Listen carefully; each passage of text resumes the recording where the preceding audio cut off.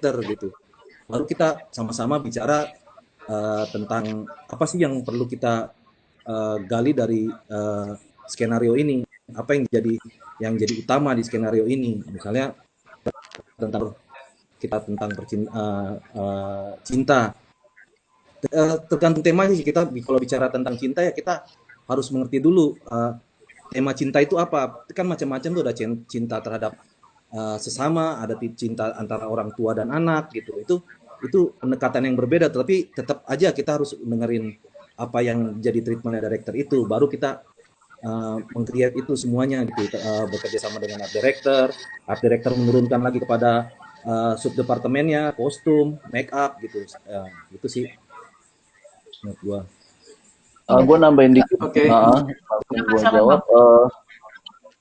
Kalau gue ngeliat kolaborasi, kalau misalnya cara bekerja apa segala macam, tentunya tadi udah banyak dijelasin ya, salah satu dari Yunus. Di sesi berikutnya juga udah dijelasin. Tapi ada juga yang gue lakukan kadang-kadang adalah kita bersepakat, berkolaborasi, bagaimana mewujudkannya. Salah satunya tentunya kita misalnya mencari cara bagaimana cerita atau visi dari director ini terwujud. Tiap film tentu caranya berbeda ketika kita membuat film yang ada anak kecilnya, kita membuat film yang crowdnya rame, kita membuat film yang yang intensitas pemainnya perlu emosi tinggi. Nah itu kolaborasi di area situ juga jadi menarik gitu. Ketika uh, di sinematografi menyiapkan ruang untuk itu gitu, keinginan director dan ruang untuk bermain pemain. Nah, itu tiap-tiap film tentunya menurut gua dikolaborasikannya berbeda. Jadi kita kadang juga bikin janjian ketika sama anak kecil, gimana kita mentreatment anak kecil ini. Itu salah satu gimana supaya kita mencapai tujuan story-nya. Kira-kira gitu gue nambahin dikit. Oke.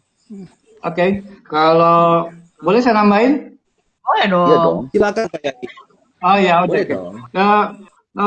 Saya beberapa kali juga melakukan hal-hal yang sama, tapi belakangan-belakangan ini saya mencoba melupakan Denger film atau either aku Semua tenis yang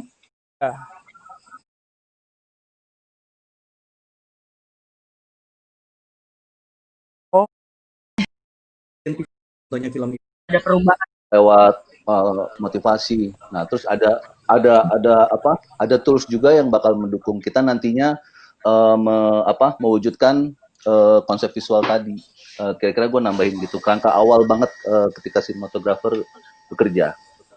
Kira-kira gitu Apa sih. kan tadi kan udah ngebahas kan, berarti kan dari movement ada juga dari lighting. Berarti satu lagi apalagi tuh kira-kira? Bang Ical mungkin mau nambahin lagi. Ya ada dari komposisi, tadi sempat juga bicara soal lensa, juga kita ada tadi pencahayaan. Nah, pencahayaan juga nanti bakalan banyak lagi turunannya gitu. Gimana tata cahaya kita bercerita, bagaimana cahaya menjadi motivasi dalam cerita. Seperti itulah kira-kira. Mungkin teman-teman lain lanjutin nambahin gitu kira-kira dari pertanyaan tadi. Silakan Pak Arif, Pak Yadi. buat saya sih kalau masalah framing ataupun apa yang ada di luar frame, biasanya saya melakukan pendekatan juga kepada director ya, bahwa satu contoh ketika saya bikin film Pasir Berbisik sama ya Mbak Dian juga waktu itu sama Mbak Nen, saya melakukan mempelajari sebuah set, mempelajari sebuah lokasi itu hampir 1 tahun, dan kita memilih musim yang ada, dan saya melakukan pemotretan, saya melakukan komposisi apa segala macam, dan diskusi lebih banyak. Jadi nggak terlepas juga sih bahwa sebuah frame itu juga ya ada campur tangan seorang direktur, apa yang ada di kepala oleh seorang direktur untuk memvisualisasikan filmnya gitu. Jadi saya ngerasain bahwa ketika awal dia brief saya, dia udah bercerita tentang kedalaman, tentang karakter, tentang komposisi apa segala macam. Nah, barangkali saya sebagai sinematografer barangkali tinggal menambahkan atau memperbaiki atau membuat lebih baik aja, barangkali kayak gitu ya. Lebih kepada rasa sih kalau saya bilang kayak gitu. Ya Mbak Dian juga bisa ngerasain kan bagaimana kita syuting pagi-pagi yang kita jam 4 pagi harus turun ke pasir untuk dapetin matahari terbit dan Badian jalan di atas es pagi-pagi lari dengan nggak pakai sendal. Ada hal-hal kayak gitu yang ya emang kita juga rencanain lama dengan director untuk hal-hal kayak gitu Mbak Dian. Itu aja sih. Oke. Jadi Pak Arif saya bisa gimana kira? bisa bisa ngerasain kan kayak gitu ya. Iya, iya. Silakan Pak Arif, ada tambahannya nggak mengenai hal ini?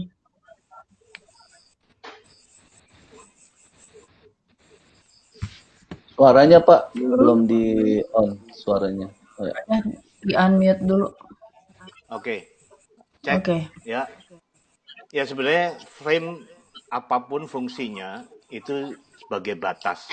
Bagaimana dia berfungsi sebagai G-still-nya lah.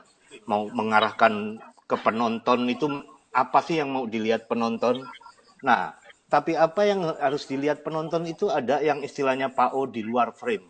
Jadi ada sistem tertutup itu di dalam frame dan sistem terbuka itu di luar frame. Apa yang di dalam frame itulah hal-hal yang simbolik. Apa yang di luar frame itu hal-hal yang imajiner. Jadi sebenarnya aktor, makanya kita kadang kalau ada aktor yang dipancing bukan aktor sebenarnya, itu sebenarnya yang bikin hal-hal yang imajinatif itu hilang gitu. Itu kan sebenarnya kalau di teori itu disebut absent present. Jadi umpamanya ada dua orang dialog, ya kehadiran dan ketidakhadiran. Tidak kehadiran. Nah, yang ada Absen di layar itu, ya, yang ada di layar itu present. Yang nggak di luar layar itu kan ada di imajinasi penonton. Bahwa Arif lagi ngomong sama ini Yunus umpamanya. Jadi ada absen present, ada yang simbolik dan yang imajiner. Tapi bagaimana membentuk sebuah frame? Itu sebenarnya udah omongan dari waktu meeting-meeting awal. Film kita ini mau bentuknya apa dulu gitu kan? Itu yang penting sebenarnya. Ya. Nah, dari apa bentuknya film itulah kita mengarah ke bagaimana cara kita menggunakan tool sinematografi gitu. Umpamanya sebenarnya perasaan penonton itu cuma ada dua sebenarnya. Emosi penonton itu cuma dua. Jadi empati dan simpati. Itu bentuk-bentuk sajian film kita nantinya. Dari situ baru kita tahu, oke, kalau empati itu tekniknya kayak gini, simpati tekniknya kayak gini. Itu yang bisa mengarahkan kita nanti framingnya kayak gimana sih, lensanya apa sih yang bisa ngomong ini gitu, kedalaman sinematiknya apa. Terus itu pertanyaan itu berlanjut sampai kita dapat namanya best frame, best picture, kayak gitu-gitunya. By selecting itu dari pertanyaan-pertanyaan sebenarnya. Yep. Ini jadi menarik banget nih kalau aku mendengarkan ini semua dari sudut pandang aktor ya. Karena selama ini kan aku lebih banyak sebenarnya berdiskusi kalau lagi di lapangan syuting gitu. Kan lebih banyak kan dapat brief dari sutradara ya, dari teman-teman departemen sutradaraan, either AD atau langsung sutradaranya. Aku jadi punya pertanyaan yang lebih tertarik lagi nih. Sebenarnya sejauh mana sih proses kolaborasi atau proses co-creating ini dalam membuat sebuah film gitu ya? Kan sutradara sudah memiliki visi. Tadi juga sebelum ini saya juga sempat lihat diskusinya geng AFDC gitu. Dan bagaimana mereka berdiskusi tentang mereka harus bisa kolaborasi dengan masing-masing departemen, termasuk departemen kamera. Nah, sejauh apa sih ruang geraknya kreativitas dari teman-teman di departemen kamera dan akhirnya jadinya seperti apa sih kira-kira proses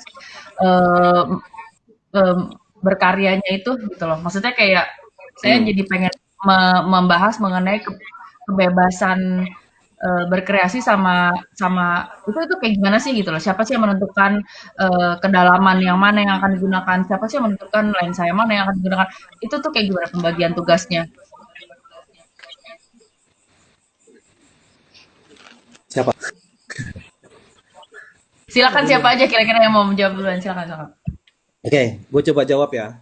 Eh, Sistem kolaborasi itu kan sebenarnya sesi sebelumnya yang kalau yang nontonin terpapar jelas sama Mas Agni itu bahwa filmnya kan satu, tapi yang kerjanya tuh banyak gitu. Di situ departemen di situ ada yang lain seperti kostum, di situ ada sound. Tapi kan yang mewujudkan visual itu kan, yang menentukan visual itu kan hanya tiga orang director ini nih, director, fotografi, dan uh, director gitu kan. Maksudnya sebelumnya sih uh, uh, kita urut dari secara teknisnya aja ya, maksudnya dulu saya pertama-tama mengerjakan film tuh pasti menempatkan teknis tuh di depan karena kebayang udah itu urusannya director deh, urusannya art director gimana tuh, pokoknya apa yang mereka siapkan itu yang gua shoot. Jadi beda dengan yang sekarang gitu. Gue mencoba menempatkan konsepsi kamera dulu ketika final draft ya, artinya ketika sudah dikatakan skenario ini layak difilmkan gitu. Jadi gue menempatkan konsepsi kamera dulu. Waktu gue habis baca, gue menempatkan konsepsi kamera dulu, terus menggali lagi makna narasi yang ada di skenario itu. Yang sebelumnya gue juga terima treatmentnya dari director gitu. Setelah itu gue menempatkan justru di tengah. Habis itu gue mensaring lagi tuh apa yang menjadi treatment director dan apa yang menjadi treatment dari art director gitu. Baru kita sama-sama bicara tentang apa sih yang perlu kita gali dari skenario ini, apa yang jadi utama di skenario ini. Misalnya tentang cinta. Tergantung tema sih, kita kalau bicara tentang cinta ya kita harus mengerti dulu tema cinta itu apa. Kan macam-macam tuh, ada cinta terhadap sesama, ada cinta antara orang tua dan anak gitu. Itu pendekatan yang berbeda, tapi tetap aja kita harus dengerin apa yang jadi treatment director itu, baru kita meng-create itu semuanya gitu, bekerja sama dengan art director menurunkan lagi kepada sub departemennya, kostum, make up gitu. Itu sih menurut gua. Iya. Gue nambahin dikit, Oke. langsung gue Silakan, jawab. Bang. Kalau gue ngeliat kolaborasi, kalau misalnya cara bekerja apa segala macam, tentunya tadi udah banyak dijelasin ya, salah satu dari Yunus. Di sesi berikutnya juga udah dijelasin. Tapi ada juga yang gue lakukan kadang-kadang adalah kita bersepakat, berkolaborasi, bagaimana mewujudkannya. Salah satunya tentunya kita misalnya mencari cara bagaimana cerita atau visi dari director ini terwujud. Tiap film tentu caranya berbeda. Ketika kita membuat film yang ada anak kecilnya, kita membuat film yang crowdnya rame, kita membuat film yang intensitas pemainnya perlu emosi tinggi. Nah itu kolaborasi di area situ juga jadi menarik gitu. Ketika di sinematografi menyiapkan ruang untuk itu gitu, keinginan director dan ruang untuk bermain pemain. Nah, itu tiap-tiap film tentunya menurut gua dikolaborasikannya berbeda. Jadi kita kadang juga bikin janjian ketika sama anak kecil, gimana kita mentreatment anak kecil ini. Itu salah satu gimana supaya kita mencapai tujuan story-nya. Kira-kira gitu gue nambahin dikit. Oke. Oke. Kalau boleh saya nambahin? Boleh Iya dong. dong. Silakan kayak Oh ya, oke. boleh Oke. dong. Saya beberapa kali juga melakukan hal-hal yang sama, tapi belakangan ini saya mencoba melupakan kamera, melupakan ilmu sinematografi ketika director ngebrief saya ya. Jadi saya mencoba untuk mendalami skrip sedalam-dalamnya. Saya mencoba ngerasain ya apa yang dirasain sama director. Saya mencoba ngerasain banget apa yang dimauin sama dia. Dan di situ juga ada production designer. Kemarin saya terakhir bikin nanti kita cerita tentang hari ini sama Angga. Saya benar-benar hanya hari-hari terakhir aja saya mencoba memasukkan unsur sinematografi. Tapi begitu dari awal saya coba masuk ke cerita, mencoba menggali juga dari production designer apa mau mereka, yang akhirnya begitu semuanya komplit, saya bisa mendapatkan, oh, yang ini perlu kegelapan, yang ini perlu kontras, yang ini perlu ini, yang ini perlu track. Ada hal kayak gitu yang kita rasanya ketika kita mendalami skenario itu akan tercipta frame-frame yang kita mauin, track, kamera movement, lighting, mood, apa segala macam itu akan tertuang ketika semuanya dapat dari director, production designer, sama sinematografer. Itu sih kalau buat saya. Ini menarik loh, Pak Yadi. Aku agak jarang sebenarnya denger film atau either aku yang kurang update ya kali ya. Cuma maksudnya agak jarang kayaknya di Indonesia kita pakai production designer ya. Iya nggak sih? Ini kayak lumayan Iya. lumayan baru ya kita ya buat industri kita. Eh, Iya, kalau emang iya. kalau udah pakai production designer gitu gimana tuh Pak Yadi? Jadi dia tuh briefnya apa bedanya briefnya dia sama briefnya director gitu? Atau apa sih Production designer bedanya sama art gitu? Bedanya tuh gimana sih gitu? Oh, dia definisinya production itu ya. designer mencipta ruang kan ya. Production designer itu mencipta ruang, mencipta warna, mencipta color, kecuali ke movement. Kalau movement dan pemain itu director diskusi sama Ya. DP ya. Tapi kalau masalah artistik apa segala macam, ruang, bentuk, itu lebih kepada production designer gitu dari keseluruhan gitu, dan lebih kepada artistik. Dia lebih atasnya artistik kalau saya bilang ya. Jadi ya kayak gitulah, bahwa dia levelnya lebih kepada bosnya artistik. Mungkin ada teman-teman yang mau nambahin? Saya tambahin ya.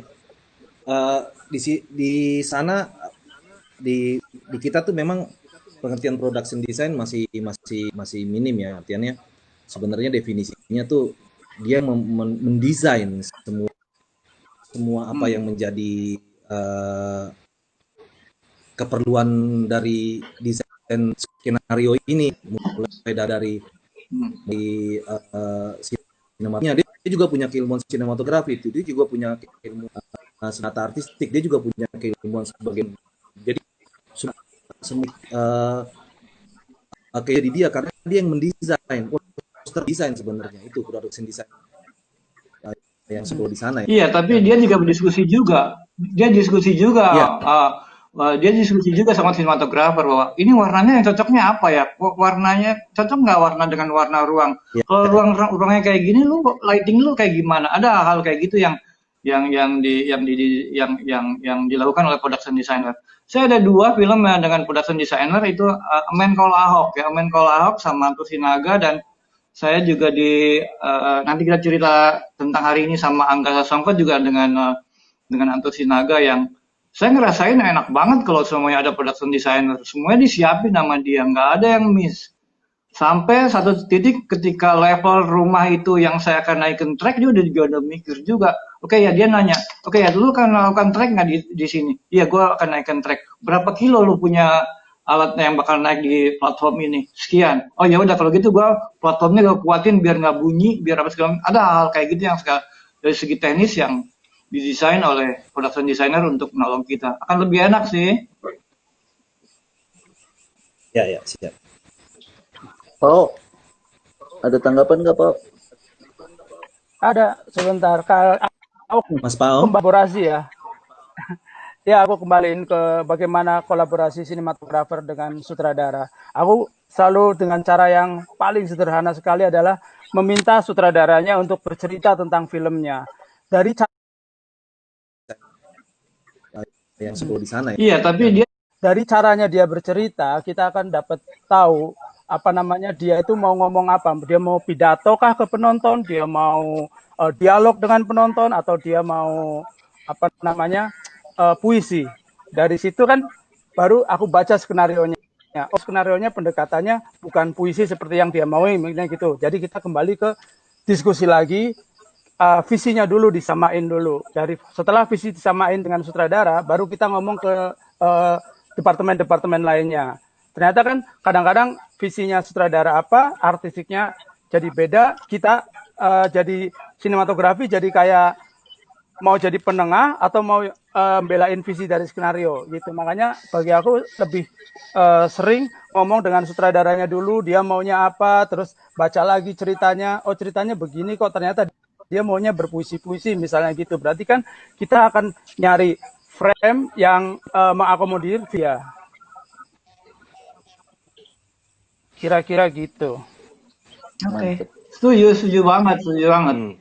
Sebelum kita melanjutkan Iya, diskusi setuju kita ya. lebih dalam lagi mengenai sinematografi dan segala macam hal-hal yang menarik di dalamnya, kita coba break dulu ya sekarang ya. Kita break dulu beberapa menit, abis itu kita mulai lagi diskusinya.